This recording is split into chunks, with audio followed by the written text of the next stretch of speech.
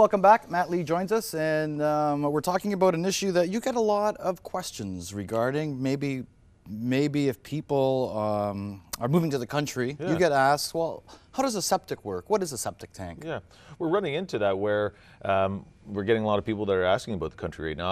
I am particularly. People are asking, is there anything available in their certain price range?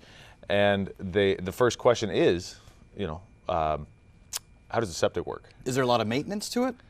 No, there isn't, but you have to know that there's certain things that come with having a septic system, and you have to certain types of paper, and that there's certain things that you can't flush or it'll cause an issue with the pipe itself. So you want to make sure that when you're dealing with a septic, I personally like the clients to have it pumped prior to closing so that they can open it up, they can talk to a septic like a person, a plumber, and really go with the professional of what you're dealing with. Okay, well, talk us through some pictures here of what a septic is and how it works. Absolutely. So you can see that the plumbing is coming out of the house, and then it goes into a tank.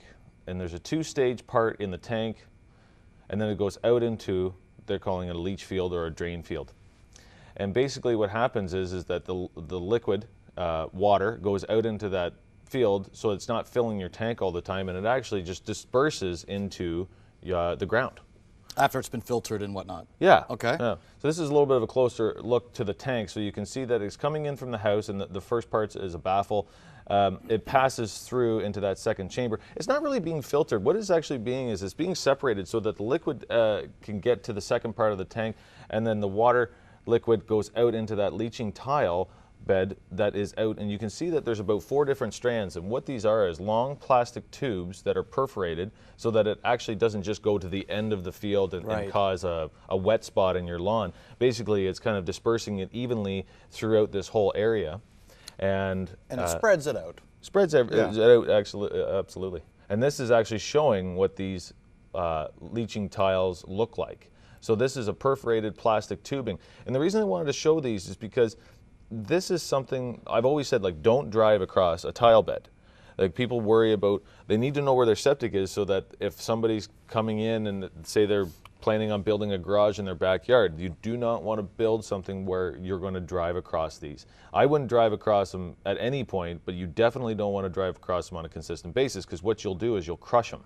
And if you crush one of those tiles, then you go from, say, 4 tiles to 3 tiles, then therefore the septic starts to work less efficient. Right. And then you're getting into an issue where either the tile itself has to be replaced, or it overloads the other ones, and something could go worse where they might actually have to replace the whole thing.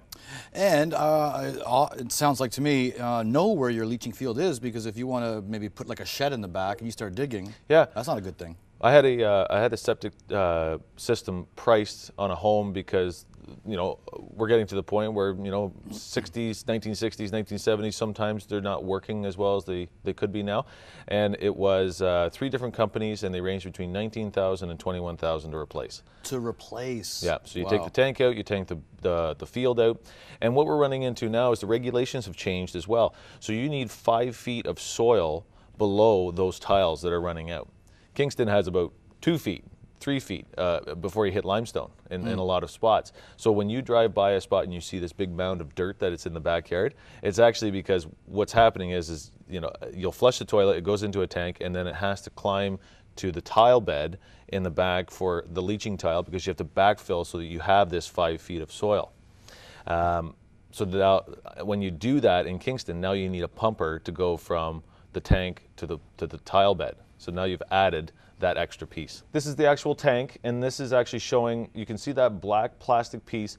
There's new regulations that say that you can't actually bury the whole tank. Where the lids are, you actually need these extensions to come up so that it's easy access, that if you need to get to it in the winter, they want you to be able to, they want the plumber to be able to get to easy access. So if you are going to pump your septic, you want to look into the cost of these, and you're going to want to put them in. Whether you build a crib out of 4x4 posts all the way around and put a lid on it, that's okay as well, as long as it meets the regulations. I know that people have done that before, or actually buying those plastic lids and making that extension. Well, and now you know. Now I know. Yeah. I've always heard of a septic. I sort of knew how it worked, but I didn't really know the details of it. So good job, Matt. no If you have any questions for Matt Lee, he's a smart guy. He knows what he's talking about. Here's how to get a hold of him. Real estate tips brought to you by Matt Lee of Royal LePage.